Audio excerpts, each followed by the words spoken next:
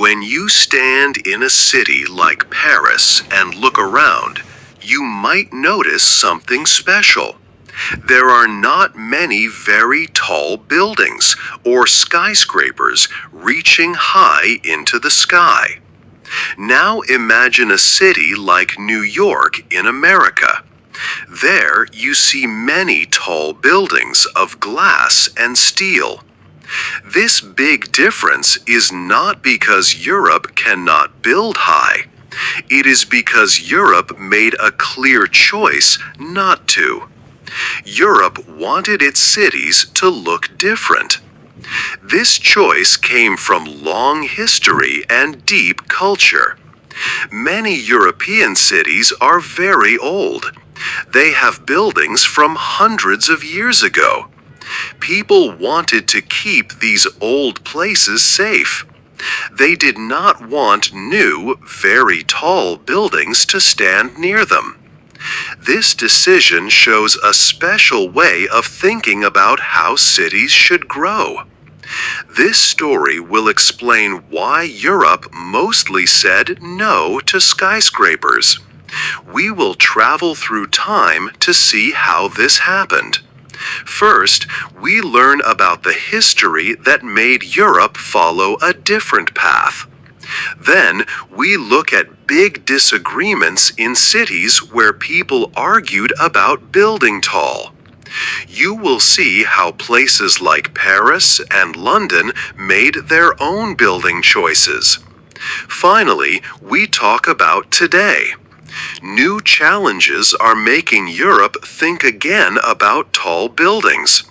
Problems like needing more homes, protecting nature, and cities wanting to be strong in the world's economy are making Europe consider building higher.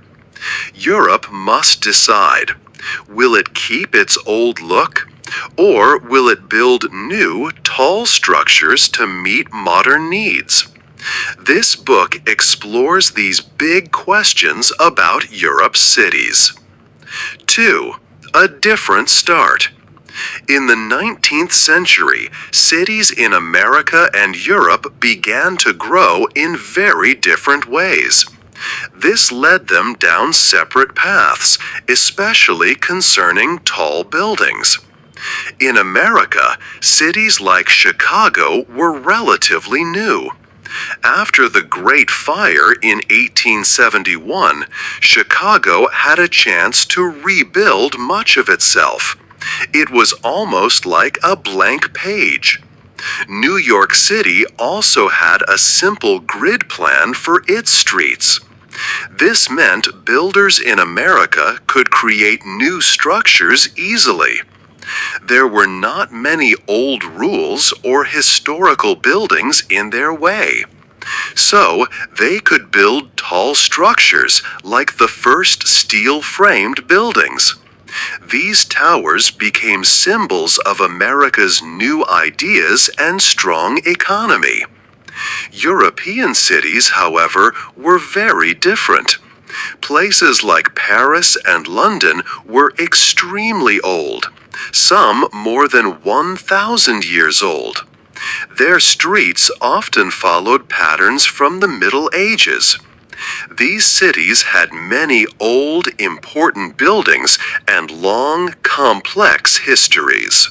Laws about owning property were also very old and detailed. For example, in Europe, owning land did not always mean you could change it completely. There were strong rules about keeping old buildings safe. People also cared a lot about how new buildings looked next to old ones. They wanted new buildings to fit in, not stand out too much or be too tall. The cost of land also played a part. In American cities, land in the center became very expensive because there was not much space left. This made building upwards a good economic choice. But in European cities, Businesses and homes were spread out more across the city. This meant land in the center did not always push people to build very tall buildings. Culturally, American cities were building new identities for a young country. Skyscrapers showed progress and power. But European cities already had their identities, built over centuries. New buildings had to respect this history. City leaders in Europe also had more power to control how cities grew. They saw themselves as protectors of the city's past. Because of these reasons, European cities grew in a slower, more careful way. Building tall was not the main idea. Instead, they focused on keeping their historical look and feel. This basic difference in how cities grew led to the very different skylines we see today. 3. After the war. After World War II, many European cities were in ruins. Bombs had destroyed large parts of London, Berlin, Warsaw, and other places. This destruction meant cities had a big choice to make. They could build new, modern cities like those growing in America. Or they could rebuild their old historic centers. Europe chose to rebuild its past. This decision was very important. It meant European cities would not become places full of tall, new buildings like American cities. Instead, they would try to look as they did before the war. This was a clear message that Europe wanted to keep its history. A powerful example of this was Warsaw, the capital city of Poland. During the war, over 90% of its old city center was destroyed. The old buildings were just piles of stones. But Polish people decided not to build a new modern city. They wanted to bring their old city back to life. Architects and citizens worked together. They used old drawings, photos, and even people's memories. They rebuilt the historic streets and buildings, stone by stone. It was like putting a puzzle back together. This was a big act of hope and a way to remember their culture. Other cities did similar things. Dresden, a city in Germany, carefully rebuilt its beautiful old buildings. London also rebuilt its financial area, keeping the old street layout. They made new buildings, but they made them fit with the older parts. There were strong reasons for this choice. People felt a deep need to save their culture after the war. Rebuilding old city centers was a way to say that their history was strong and important. Building new American-style skyscrapers would have felt like letting the war win by destroying their past for good. Money also played a part. Programs like the Marshall Plan helped Europe rebuild. This money was often for restoring what was lost, not for building completely new things. Also, European countries needed to house people and restart businesses quickly. It was easier to do this by rebuilding familiar areas. American cities, on the other hand, had more money for big new projects. European cities focused on getting people back to work and housing them. They preferred building lower, human-sized homes and offices. This big choice after the war made European skylines look very different from American ones. 4. A big mistake. In the 1960s and 1970s, Brussels, a city in Belgium, faced a big change. It became the important center for new European organizations, like the European Union. This meant that suddenly many new offices, hotels, and meeting places were needed very quickly. However, Brussels did not have many rules about how new buildings should look or where they could be built. This allowed people to build new, modern towers very fast, often without thinking about the city's history or its old, beautiful areas. This fast and uncontrolled way of building was later called Brusselization.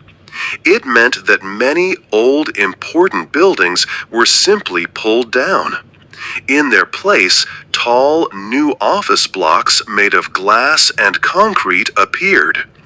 These new buildings often looked generic and did not fit with the old city's unique style or human scale. One sad example was the destruction of the Maison du Pont in 1965. This building, designed by the famous architect Victor Horta, was a masterpiece of Art Nouveau. Its loss showed many people how little care was being taken. The visual impact of these changes was very jarring.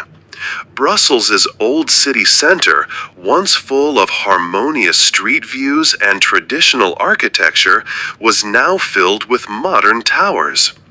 These towers ignored the established building heights and street patterns. The city's skyline, which had developed slowly over centuries, was suddenly dominated by structures that looked out of place, as if dropped in from another city.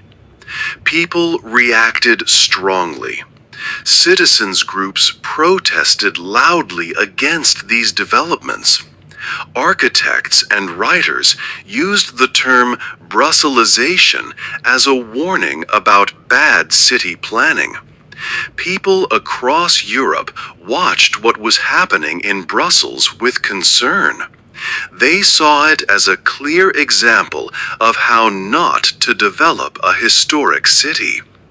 Because of this big mistake, cities all over Europe decided to act. They did not want their own historic centers to be destroyed in the same way. In the 1970s, many European cities made new, strict laws for building. These laws often set firm height limits for new buildings in old city centers. They also made it a rule that new buildings had to fit well with the style and look of the existing old architecture. Planning authorities received more power to reject building plans that did not respect the city's heritage. This strong reaction from the Brusselization event helped protect the unique character of European cities for many years to come. 5. The Paris Story. In the 1960s, a big change began in Paris. The French president, Charles de Gaulle, wanted Paris to be a very modern city. He wanted it to be like New York and London, with many tall buildings for new businesses. Paris needed modern office spaces, but its old streets were not made for this. So in 1969, the city approved a new tower. This was the Tour Montparnasse. It was 210 meters tall. It became France's tallest building and the only skyscraper inside the old city of Paris. It was built in the heart of the left bank, close to famous places like the Luxembourg Gardens. The tower looked very modern. It was a dark, plain block that did not try to match the old Paris style. When the tower was built in the early 1970s, many Parisians saw it for the first time. They did not like it. It was too big and looked out of place. People called it the eyesore of Paris, or the Black Tooth. From many famous sites, like the Eiffel Tower or Sacré-Cœur, the Tour Montparnasse could be seen. It spoiled the beautiful old views that people loved. Also, about 25,000 people worked there every day. This made the nearby metro station and streets too busy. The city's old roads could not handle so much traffic. People were very angry. They protested and asked for no more tall buildings in central Paris. In 1977, the Paris City Council made a strict new law. It said that new buildings in the city center could not be taller than 37 meters, which is about 12 floors. This law stopped any more skyscrapers from being built there. But Paris still needed modern office space. So, city planners found a smart idea. They created a new business area called La Défense. It is just outside Paris in a western suburb called Courbevoie. La Défense was planned as a separate place for modern architecture. Here, tall buildings could be built freely. It was connected to central Paris by fast trains.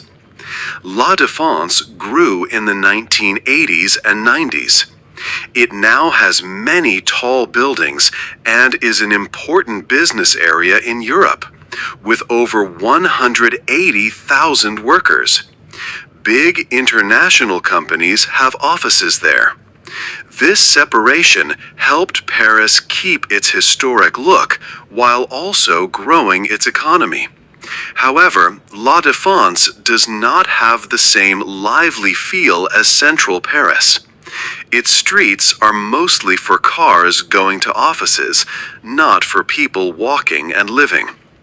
Other cities in Europe chose different ways to protect their history. For example, Rome protects its past completely. Rome has many ancient ruins under its streets.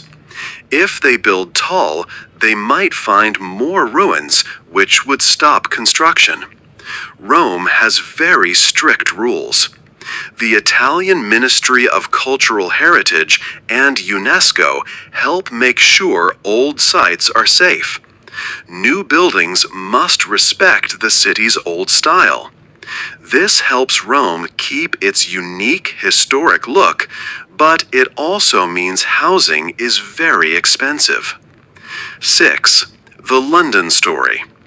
London is different from many other European cities. For a long time, London also did not want many tall buildings. But something important happened in the 1980s that changed this idea. On October 27, 1986, London's financial rules changed a lot. People called this the Big Bang. This change made London a very important place for world finance and banks. New banks and global companies needed modern offices. They wanted very big, open spaces for hundreds of workers and new computer systems. Old buildings in the historic center of London could not offer these large spaces. So, the city faced a clear choice. Either build taller buildings or lose its place as a top financial center. It decided to build upward. The first big project for tall buildings was Canary Wharf. This was a large area in East London, far from the historic city. Old docks were there before. Developers built a cluster of skyscrapers there, like those in New York. Canary Wharf became a new financial district. It helped London keep its place as a global money center. Because Canary Wharf was not in the very old part of the city, people did not protest as strongly at first. However, when plans for tall buildings closer to the ancient city of London appeared, many battles began. Groups that protect old buildings did not like these ideas. For example, a plan for a very tall Millennium Tower was stopped after strong protests. This showed that new tall buildings could be built, but only if they had very good design. They also had to show clear economic benefits for the city and not spoil important historic views. One famous skyscraper that changed things was the Gherkin, also known as 30 St. Mary Axe. It was finished in 2003. This building had a special curved glass shape. It was designed to be good for the environment and look unique in the city. Its building process was complex, needing approval from many different authorities. Another very famous tall building is the Shard. It was finished in 2012. It is one of the tallest buildings in Western Europe. Many people did not like the Shard at first because it was so big and changed the famous skyline. But supporters said London needed more tall buildings for homes and offices. They argued it would help with the city's housing problems and reduce urban spread. The Shard's approval showed that even very large buildings could be built if they had excellent design and brought important benefits. London's choice to build tall was different from many other European cities. But it helped London stay a strong global city. Frankfurt, a city in Germany, also chose to build many tall buildings on purpose. After World War II, much of Frankfurt was destroyed. Unlike some other cities that rebuilt old buildings, Frankfurt decided to build modern and tall to become a strong financial center. They planned specific areas for skyscrapers. Buildings like the Commerzbank Tower showed that tall buildings could be well designed and good for the environment.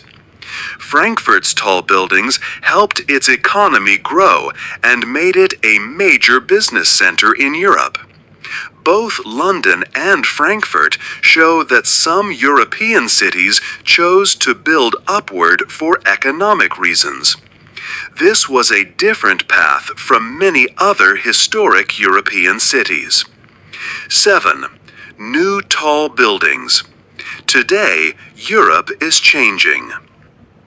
New problems are making cities think about tall buildings again.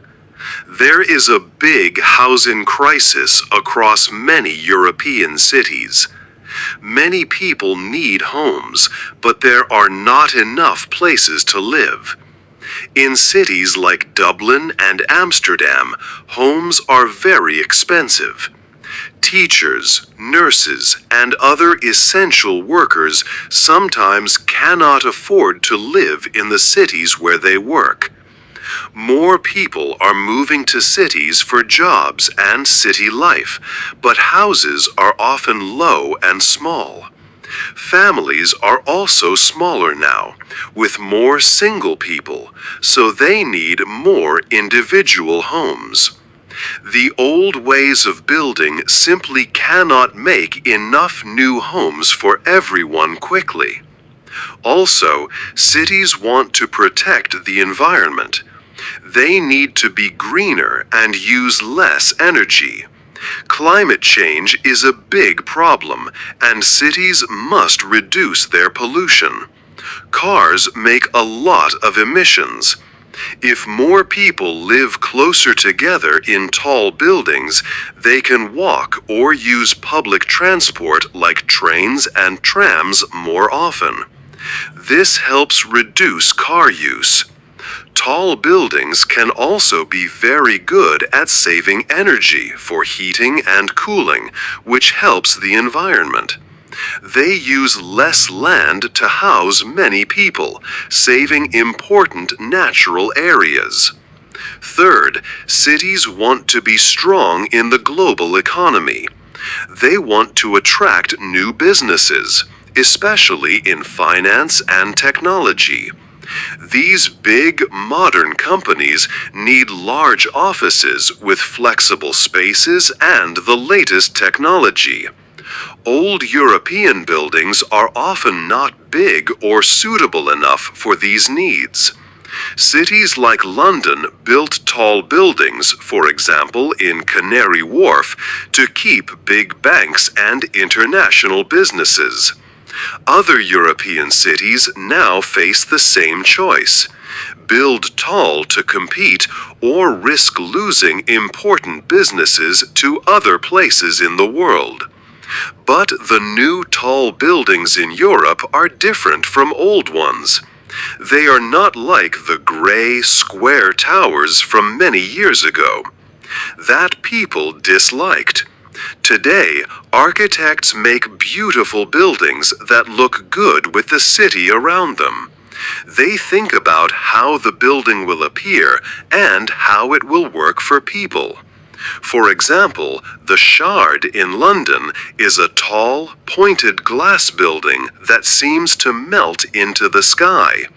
Many new designs include green spaces or gardens high up and public areas for everyone to enjoy.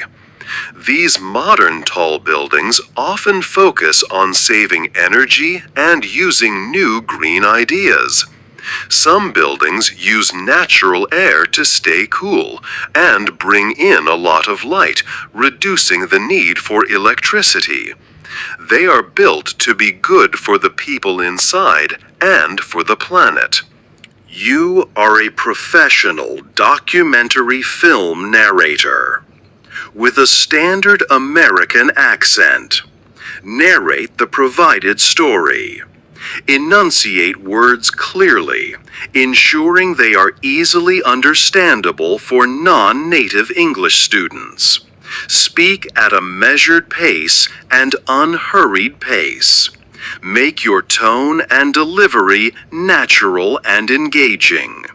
Your tone must absolutely be really serious. Make no additional comments. Begin narrating immediately. Examples like the Commerzbank Tower in Frankfurt show how tall buildings can be very green. Milan also has new areas with tall, green buildings that mix homes and offices. These modern towers help cities grow up, not out into the countryside. This helps protect natural land and makes cities more sustainable for the future. Europe is finding a new way to build tall in a smart and beautiful way. 8. The final choice. Europe now stands at a very important point. For a long time, European cities chose not to build tall buildings. They wanted to keep their old looks and history. This was a clear choice, different from many other places in the world. But today, Europe faces new and difficult problems. These problems make cities think about building tall again. One big problem is housing. Many cities do not have enough homes for all the people who want to live there. This makes housing very expensive. People, even those who work important jobs like teachers or nurses, find it hard to live in the city. Cities like Dublin and Amsterdam feel this problem strongly.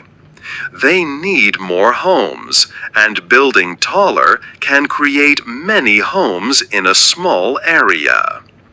Another big challenge is the environment. Cities want to be greener and use less energy. They need to reduce pollution and fight climate change. Tall buildings, when built well, can be very good for the environment. They can use less energy per person and help cities use less land, which stops cities from growing too wide. Copenhagen is a city that tries to be very green, and it is looking at how tall buildings can help. Economic needs are also changing. Today's businesses, especially in finance and technology, need large, modern office spaces. Old European buildings often cannot offer this. Cities need to be competitive in the world economy. If they do not offer modern spaces, businesses might go to other cities. London is an example of a European city that built tall to stay strong in global finance. So, Europe has a clear but difficult choice. Should it stay the same, protecting its old beauty, perhaps becoming like a museum for history?